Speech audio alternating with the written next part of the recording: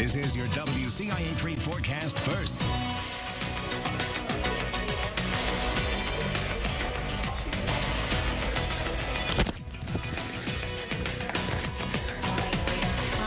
Continues to build into the area. Pretty gloomy forecast for our Wednesday, but again, temperatures are going to be pretty mild before this cold front comes into the area late tonight, bringing some showers. But until then, a big travel day before Thanksgiving. I'll have all the details on what we can expect coming up. WCIA-3 News starts. Well, thank you so much for joining us on this Thanksgiving Eve. I'm Matthew White. And I'm Karina Rubio. We have a lot in store for you in the next hour of the morning show, but first, let's take a look at your eye opener. Well, what would you at home do to prove a point? We'll share how one teacher stood up to the governor's vaccine mandate, even though she got the shot. And items at the Dollar Tree store might be costing more than just $1 soon. That's in our trending topics of the day. And one state official is preparing police for their yearly sting operation. We'll share how they plan to stop illegal parking. All that and more in store for you on the morning show, which starts right now. You're watching your local news leader. This is The Morning Show on WCIA-3 News. There's all sorts of people that are against the mandate. Requiring teachers and school staff members to be vaccinated against the COVID-19 virus continues to be a controversial topic, and it has been that way since the governor announced the mandate on August 26th, and since then there has been pushback from some educators. We've heard stories of teachers speaking out against the mandate, and at least one teacher was fired. But when you look at the numbers, how much has the vaccine requirement actually affected the staffing levels at our schools? Target 3 investigative reporter Renee Cooper spent some time in the last month looking through school district spreadsheets and pushing for answers. Resignations at a couple of our largest central Illinois school districts are currently following the governor's announcement. But Renee says that's not the whole story.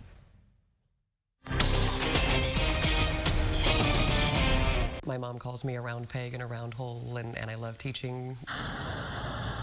After 12 years teaching at Springfield Southeast High School, Cadence Cohen says she was put on unpaid leave by the school district for not complying with the state's vaccine mandate for educators. And that made me nervous and made me decide that that was going to be the line in the sand, that I would do the best I could to get them to stop with the mandates. Cohen is vaccinated. She got her shots before the mandate was even announced, but she refused to submit proof. Walk me through kind of your thought process and why it was rather than staying at school, getting your paycheck, and handing over the card versus keeping it to yourself and having to.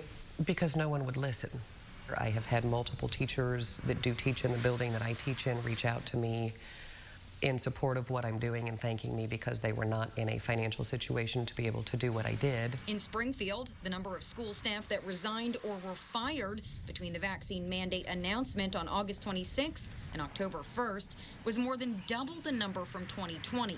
About 29 this year versus 12 in that time period last year, about 24 in 2019. In Champaign, the numbers tell a similar story. Approximately 54 school staff quit or were let go, compared to about 22 in 2020 and 31 back in 2019. Over in Decatur, things didn't change much year over year. But these stats don't come with an explanation, so I reached out to the school districts to clarify how many staff members actually left as a direct result of the mandate. Champaign Schools said, quote, "While we are not going to speculate, we do not believe that the vast majority of resignations were related to the governor's mandate."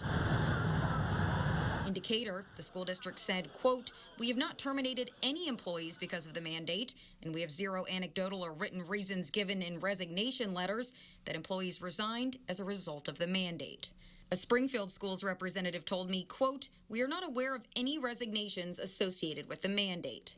But we do know of one teacher who was let go for failure to comply." Ultimately, I cannot put my paycheck over my principals. Middle school band teacher Kingsley Keys was fired at a Springfield Board of Education meeting last week. We get a pretty good idea of what's happening on the ground in our schools. Bridget Shanahan represents the Illinois Education Association. It's the largest union in the state, representing more than 135,000 educators. We know that in nearly every area of the state, a majority of our members are vaccinated. She estimates 80%. We're actually an education employee shortage that has been happening since before COVID. In 2017, we had 2,000 unfilled positions.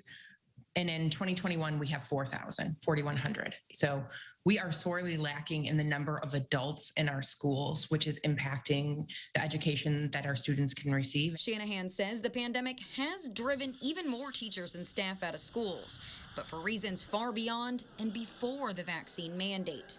In both Urbana and Danville, about twice as many people resigned in the first month of the 2020 school year compared to this year. The school districts tell me the mandate was not a reason for any of them.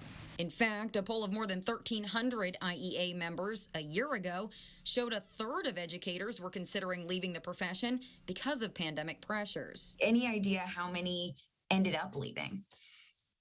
No, we don't know that, but I can only imagine that it's increased. A couple weeks ago, Danville combined a few elementary classes. The assistant superintendent said this was, in large part, a response to the district's teacher shortage. Just take a second to put yourself in the shoes of these folks. We're seeing a lot of educators take leaves of absences because it's just become too much. They're burnt out, it's too stressful, and they need a break.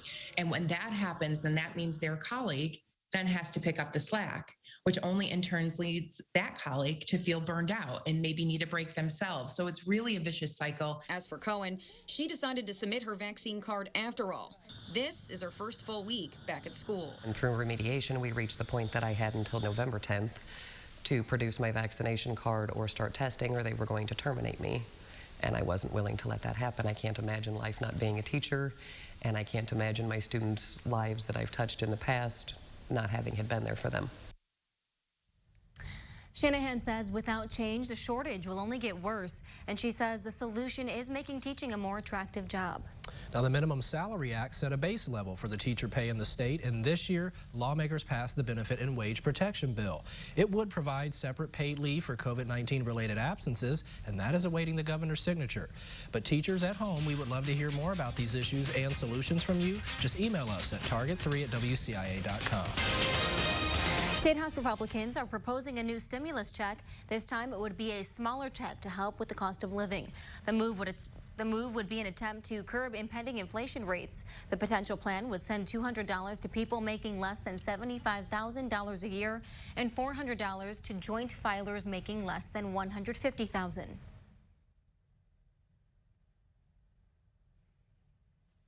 We hear a lot of stories at this time of year with inflation about how much the cost of a Thanksgiving meal is going to go up or how much Christmas gifts are going to go up.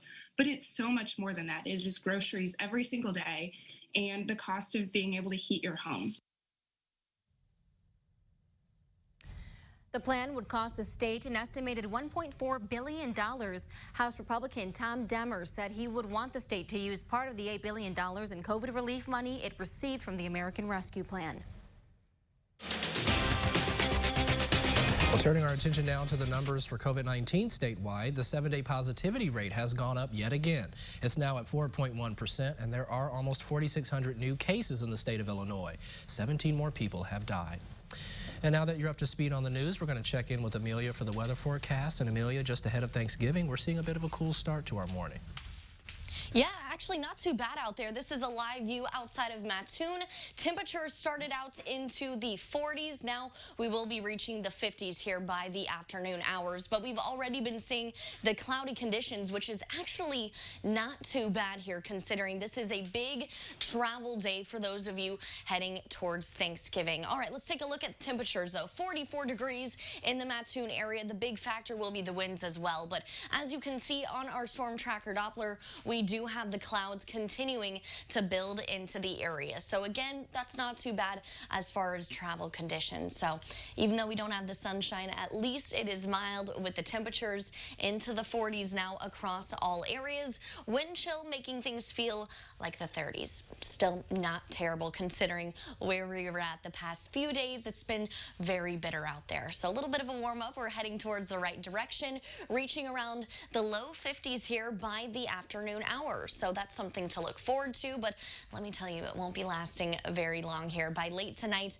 there will be some rain coming right along a cold front here that will be continuing into, of course, our Thanksgiving. But until that, we are issuing our small child alert. Do not worry, no children were endangered or hurt in making of this video here, but it is going to be windy to say the least. So that's just an indication. With the south winds, 45-mile-per-hour gusts is what we are expecting. So hang on to your hats, hold on to your kids. Oh my Definitely want to make sure they're there for Thanksgiving Day. Yes, exactly. Hang on to them tight so they're there. They can eat lots of turkey too. All right, thanks, Amelia. We're turning to our trending topics of the day. First up, we're talking about the movie on Netflix called Red Notice. A lot of people have already apparently watched this. The movie stars Dwayne "The Rock" Johnson, Gal Gadot, and Ryan Reynolds, and it's been viewed for 277.9 million hours over the last 10 days alone. That puts it on pace to become the most watched movie in Netflix history. That title belongs to the Sandra Bullock thriller Bird Box for now. Bird Box has 288 million hours of viewing, so Red Notice should pass it, and most likely going to be passing that soon. Did you guys get a chance to watch this? I haven't watched it, but I mean, whenever there's Ryan Reynolds and The Rock, not too hard to watch a movie. Yeah, right? I think I'll be looking forward to watching that for sure. Have you seen it? I did. Okay. It Did you is watch your it? typical, like... Wait a minute. I was away for the weekend. Oh, okay. We live together. So I was like, what? When did you watch this? Don't worry. But it's your, like, typical action movie with The Rock, so there is a bit of those corny moments, but I mean, what had me press play in the first place was the cast. So it's pretty good. I'd say it's worth a watch for sure. Well, and so Gal Gadot was Wonder Woman, so, I mean, really a great cast, I would say. Oh, for sure. So. Absolutely. Something to look forward to if you maybe you're too full during Thanksgiving. You can watch this while you're recuperating, right? Unless you fall asleep. But. Yeah, that'll be me for sure. Yeah, same. All right, moving right along here, we'll go full screen graphics. The Dollar Tree will soon be the $1.25 tree. Items at the Dollar Tree will no longer be just $1. The retail discount chain says it will raise prices on most items to $1.25 in the new year. Dollar Tree has stuck to the price of $1 for 35 years, breaking that record now. But the dollar is not what it used to be. The company's CEO says raising prices will give them more flexibility in the items they can carry. It's kind of upset a lot of people. They were relying on that $1. $1, yeah, but I mean with taxes, it always goes up anyway. I'm actually surprised they stayed at $1 for so. Absolutely, especially, you know, with inflation, everything goes up in prices, so it makes sense, and it's just a few cents extra. At least it's only 25 cents. If it was $2, then I'd be a little. Then they would have to change their name to Exactly. the $2. Yeah, you can't be called the Dollar Tree, the $2 tree. Well, there's always Dollar General, unless they change their name too. But $2 General. Well, turning to our final trend, a house in Texas was up for sale, and the exterior was inspired by Darth Vader's helmet. So this is for the Star Wars fans, and it has 7,000 square feet with a spacious living room for entertaining guests. Then there's twin staircases that highlight the main floor layout, and the home has 4 bedrooms, 4.5 baths, and a 4-car attached garage. It was actually built in 1992, and the seller wanted $4.3 million for it, and they didn't get it. So they had to drop the price a few times, and then it finally sold for about $3 million to a mystery buyer. So they don't even want to be known that they bought the house. Ooh. Looks beautiful on the inside, but this view right here, I don't know, it kind of looks like a prison or something from this angle. I don't know. I don't like the outside of it. Inside worth it, though, I would say. Oh, it kind of reminds me of Star Wars. Well, it's based off. Oh. It was based off of Darth Vader. You did. I think I missed that part. Okay, when you said that, I was still thinking about the $2. That was actually that was still, sentence. Okay, well, I clearly was spacing out. Guess I bore you. Okay. Well, it looks like what it's supposed to be, apparently. Right? I mean, they got the job done then. Got the job done. Apparently. All right, well, the state... Exactly, we're all just thinking about that. That's right, thinking about turkey. Well, the holiday season just started, but the state fair is months away. That's right. So still to come on the morning show, why event officials want you at home to start looking ahead now.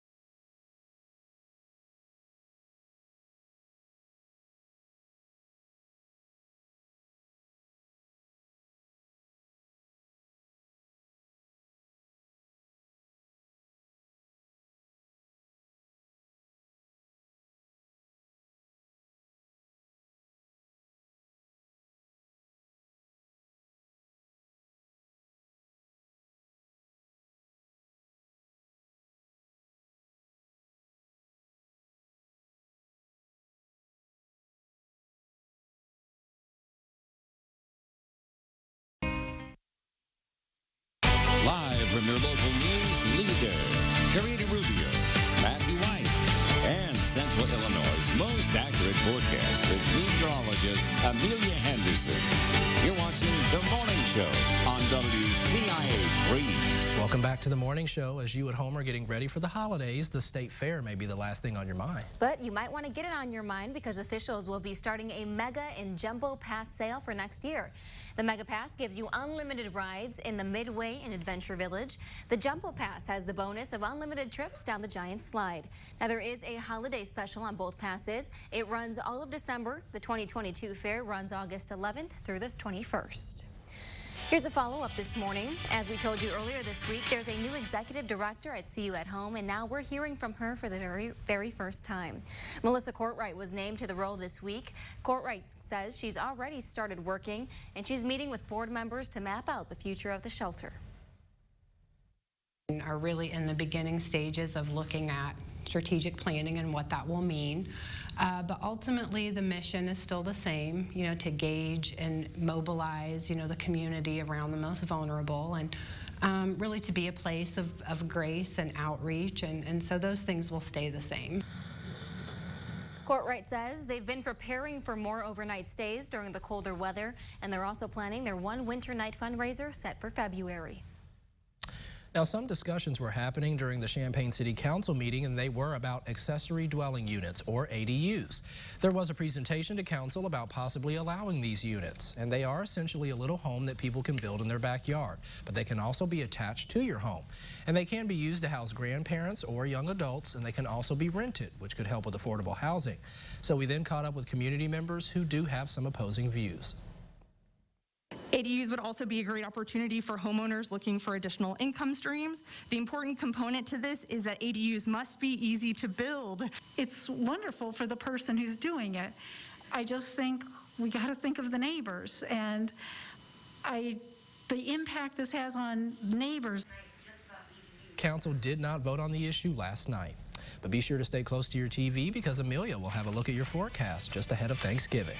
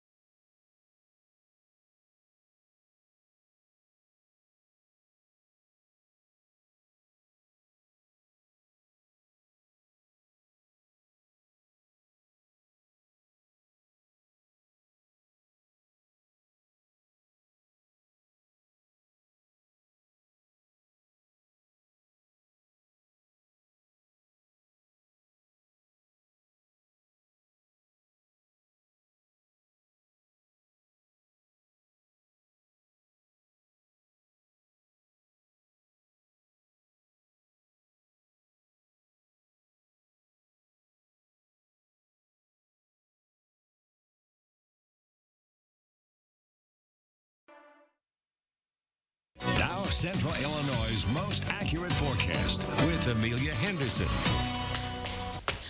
All right, a live view right now outside of Mattoon. Today is Wednesday, the day before Thanksgiving, a big travel day. Now, doesn't look to be a whole lot of traffic out there on the roadways right now, but that will be picking up. Now, the temperature is pretty mild here, starting out our day, 44 degrees. It's all thanks to these winds, which I'll be showing you in just a few minutes. All right, storm tracker Doppler here. A little bit of a cloudy day. The clouds have built in. It's pretty gloomy out there, but at least we have the mild temperatures.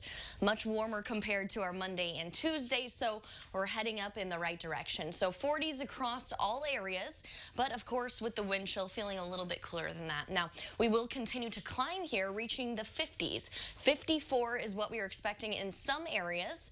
Now with that, we do have again the winds and also by late tonight some rainfall coming in right along a cold front. But until then, we are issuing our small child alert here, so hang on to your children. They probably want to eat some turkey as well.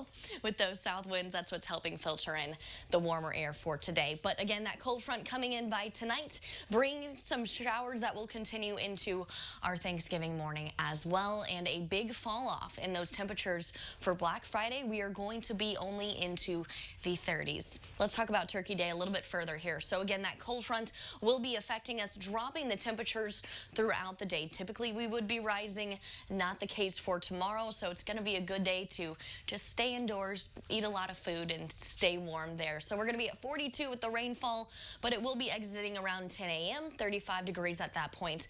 Right at the freezing range here towards the afternoon hours, and we will be seeing the clearing skies, allowing for these temperatures to fall off into the 20s. And I'll just have to show off this fun graphic here. All the different turkeys, I'll step off camera so you can see them a little bit further.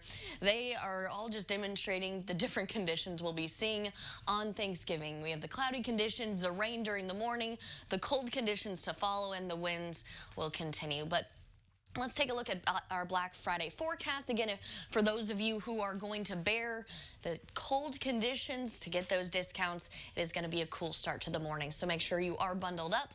Now, looking at future track, we do see this band of showers moving in with this cold front that will be dropping the temperatures throughout the day on Thanksgiving, clearing skies by the evening hours, and you can see just north of us, might even be seeing some flurries flying around. But again, for Black Friday, a much cooler forecast, so be sure you have lots of layers, especially if you plan on maybe trying to hit the lines early. It's going to be a very cool start to our Friday. All right, we'll have more details and, of course, another check of news right after this quick break.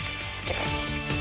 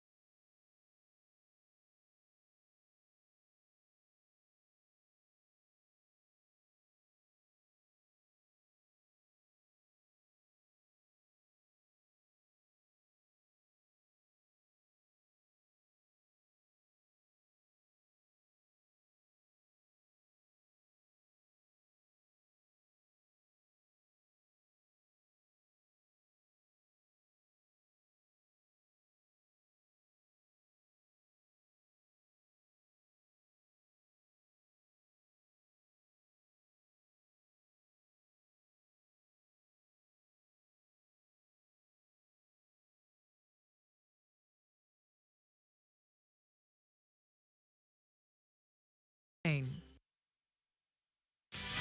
This is The Morning Show.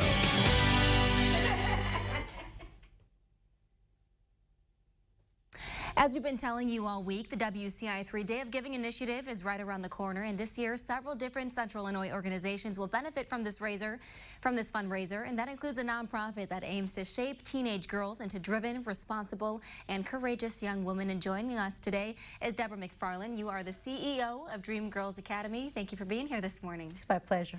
Happy to have you. Now, you started Dream Girls Academy in 2013. It was an initiative that you took on. What made you kind of stop and think and realize this is something we need in our community?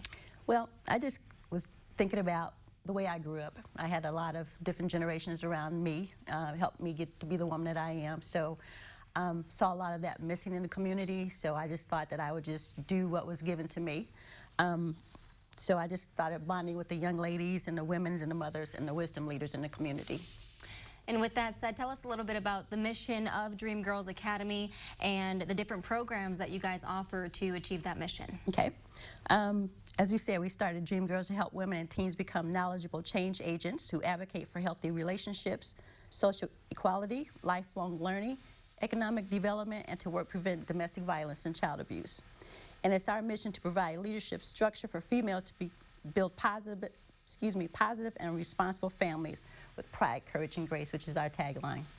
Perfect. And I know there's a few different things that you guys do in order to achieve that mission. I know for the younger women, the teens, you guys host some boot camp sessions. Can you tell me some examples of what those have looked like in the past? Yeah, we have sessions where we just have, as we call them, just sit-down rounds, and we just talk about what's going on in their lives.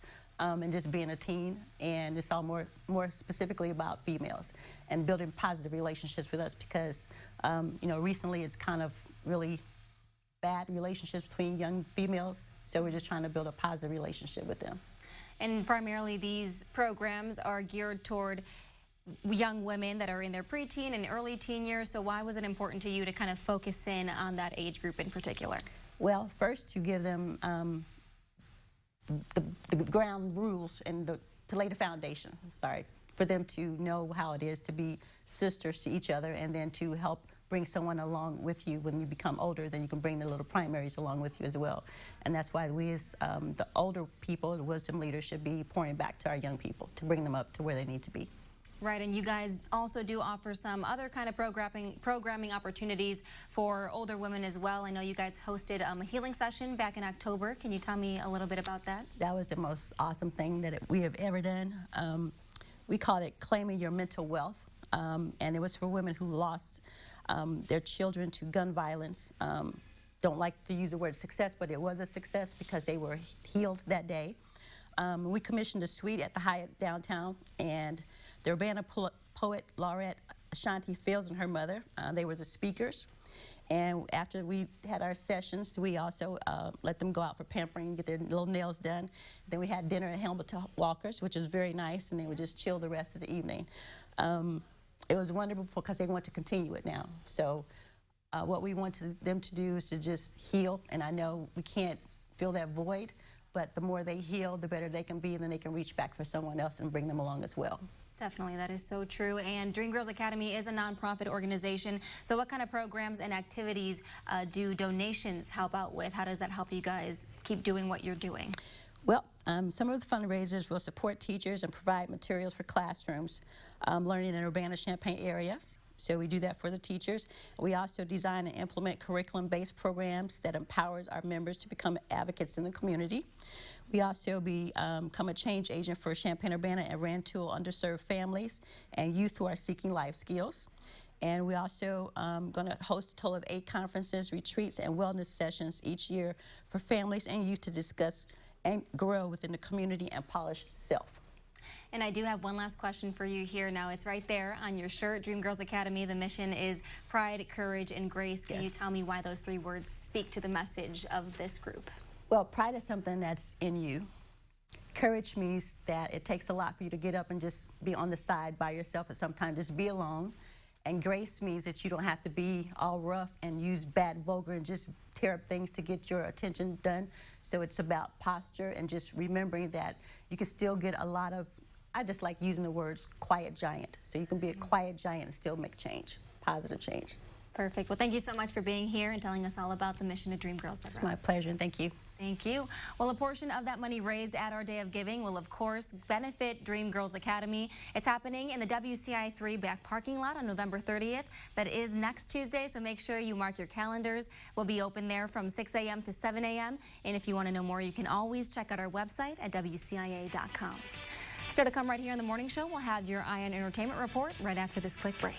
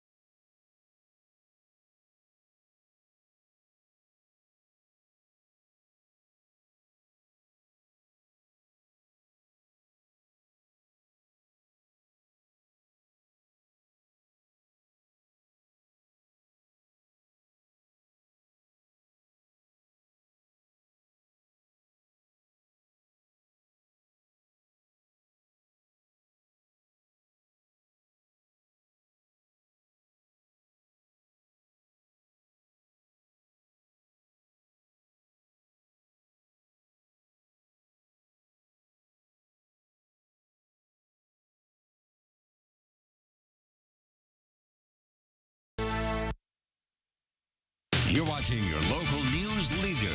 This is The Morning Show on WCIA-3 News.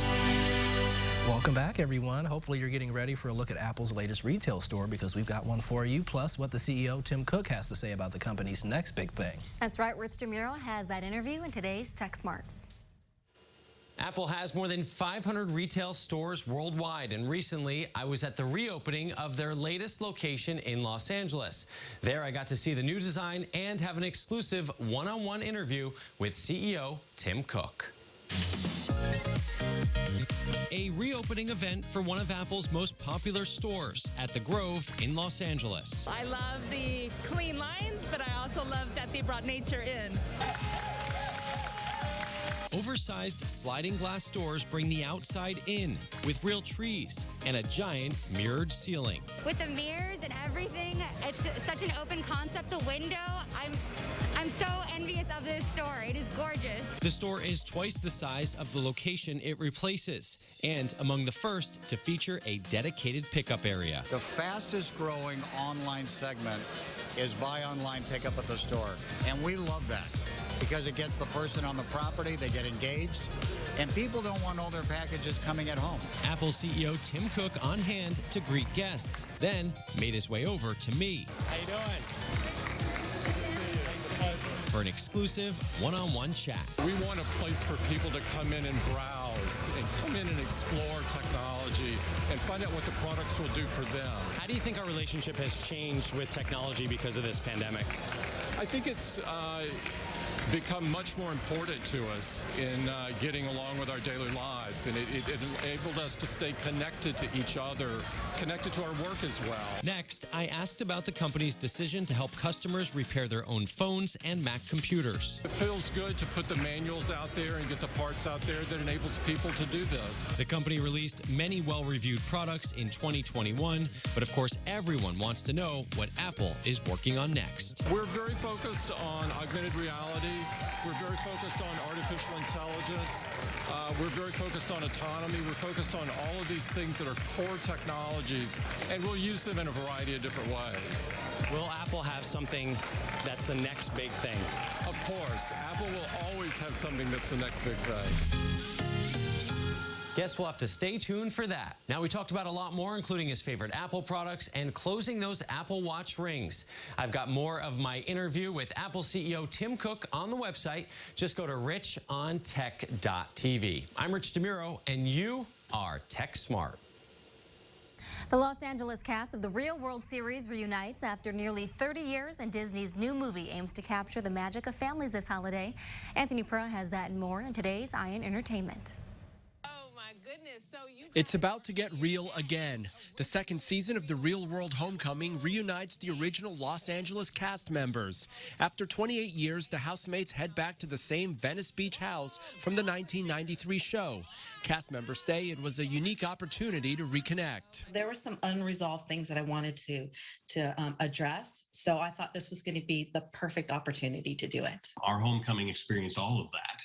We had nostalgia, we had arguing, we had times that we got along, there were times that we completely disagreed, again, about the same topics. The second season of The Real World Homecoming premieres today on Paramount+. Disney's Encanto tells the story of the Madrigals, a family who lives in a magical place where each child has a unique gift, except for Mirabel. But when the magic surrounding their home is threatened, it's up to Mirabel to save it. The story takes place in Colombia, and cast members say the creators took great care in researching the details of the region. They took so much time and energy to specifically put in sounds that are Colombian. They use so many Colombian musicians during the course of recording. There's so many of us in the cast that are Colombian. It feels deeply authentic. Encanto hits theaters today. And when Superman and the rest of the Justice League are kidnapped, it's all up to Superman's dog Krypto and a team of pets to save the day in DC League of Super Pets. Dwayne Johnson, John Krasinski, and Kevin Hart star in the animated adventure film. DC League of Super Pets hits theaters May of 2022. That's your eye on entertainment. Anthony Pura, CBS News, Los Angeles. Well, anxiety is building for farmers who have to worry about fertilizer prices. That's right, and we're going to tell you more about that coming up in this morning's Report from the Farm with Stu.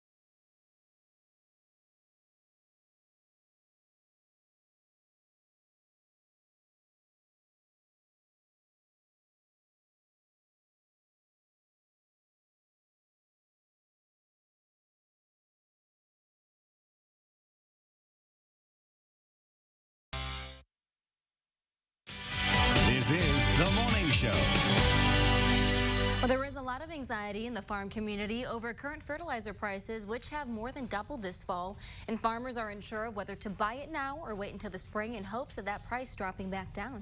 So WCIA-3's ag reporter Stu Ellis breaks it all down in this morning's report from the farm. Josh Linville, director of the fertilizer department for StoneX Group, talked yesterday to the Illinois corn growers about fertilizer issues. As I'm reading the tea leaves today, and everybody's got to understand, this can change in a moment. But as we look at today, unfortunately, nitrogen, phosphate, potash prices all look like they're going to stay high through the wintertime and go higher as we go to next spring.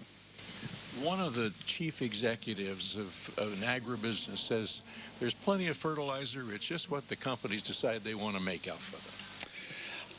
Yes and no. So a producer is going to sit there and they're going to sell it what they perceive the market at. And what a lot of people don't understand, take urea, for example. It's one of the largest produced products around the world.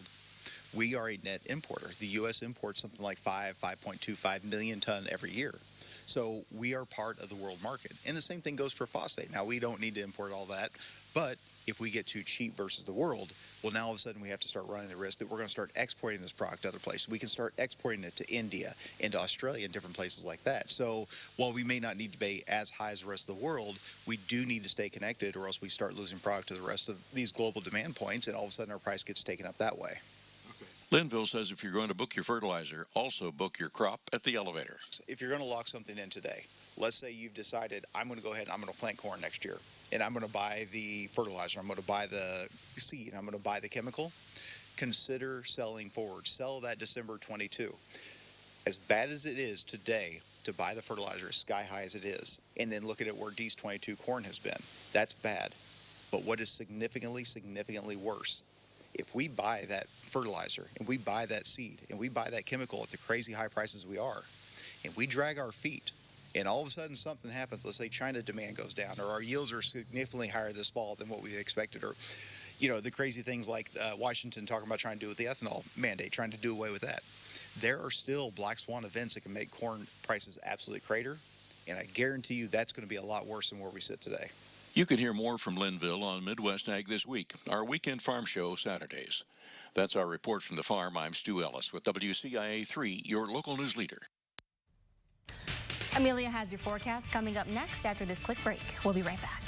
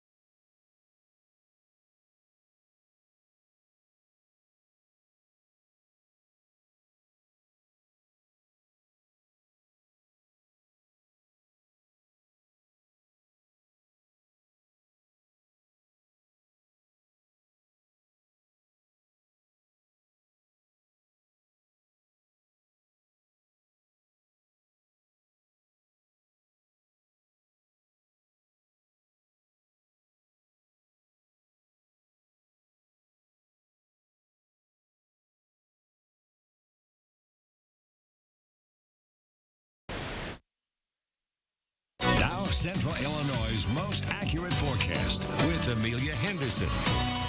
All right, almost 9:50 here for our morning hours. Taking a look outside of Decatur. Wanted to zoom in here specifically on the American flag to show off just how windy it is out there. It's bouncing the weather camera up and down a little bit and will continue to pick up speed with, of course, the cloudy conditions moving across central Illinois. We did start out the day with partly cloudy skies, but now the clouds have taken over. It's just a very gloomy start to our Wednesday here. But luckily, we do have a little bit of some mild temperatures, a lot more mild compared to what we've been seeing the past few days. Right now we are into the 40s across all areas, and we will continue to increase here. We'll be reaching the low 40s here by the afternoon hours. But again, the big story for this evening is going to be this cold front. It isn't going to be affecting those temperatures really until throughout the day on Thanksgiving, but it will be bringing a line of showers right along with it. But until then, we are issuing our small child alerts. Make sure you're hanging on to your dogs and also your children there. They probably want to enjoy some Thanksgiving food as well. It's going to be pretty breezy out there, to say the least. So just take care of yourselves before, of course, that cold front comes in, bringing that line of showers late tonight and throughout the morning hours of our Thanksgiving before we do see the clearing skies just in time for Black Friday. So if you're doing some shopping, at least it will be dry, but let me tell you, it will be cold here. So that cold front going to be affecting us on Thursday and then dropping us to only the 30s by Friday there. So breaking Thanksgiving down a little bit further. So we're starting out into the 40s, very mild with the rain showers. That'll clear by about 10 a.m. But you can see the steady decrease. Typically we would rise, not the case with that colder air filtering in. So by 10 a.m., mid-30s there. Once that rain does escape the area, we'll be into the freezing range by 2 p.m., clearing skies by the evening, allowing for those temperatures to fall off here.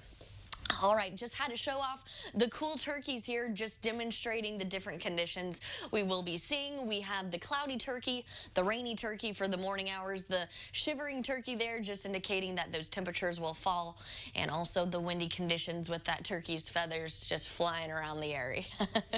All right, so for Black Friday, again, we've been talking about that cold front that's coming in. So if you are looking to maybe get ahead of the line there, going out for Black Friday shopping during the morning hours, it will be reading into the 20s, but with the wind chill, most likely we'll be feeling like the teens, only warming to the 30s right around lunch hour, and then we will be falling off again heading towards the evening. Let's time things out on future track. So cloudy skies for today. You see the winds that's filtering in these temperatures into the 50s, but then here comes this cold front. By late tonight, we'll be seeing a band of these showers filtering in the area, not really expecting to last very long here. It will escape the area of central Illinois pretty much by the morning hours, and then we'll stick with the cloudy conditions during the morning of Thanksgiving. Clearing skies, though. High pressure will then develop, but on the back end of that cold front, again, much cooler conditions heading towards our Black Friday and then for the weekend as well. So quick check of our 7-day forecast. I'll, of course, talk about this a little bit further when we round out the show here, but we've got the dancing turkey, of course, showing off Thanksgiving, the morning showers, but then we clear on out just in time for Black Friday.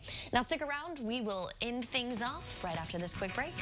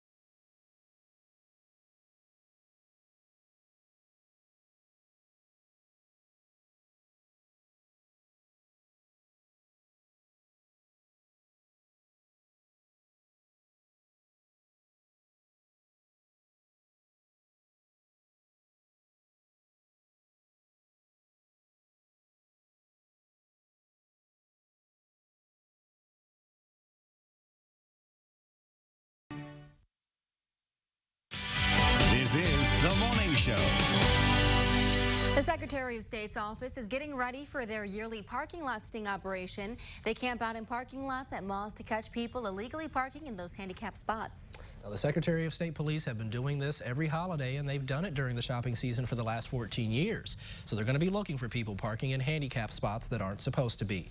On Tuesday is when they announced those sting operations are going to start, and they say on Black Friday they will be spotting up in mall parking lots across the state.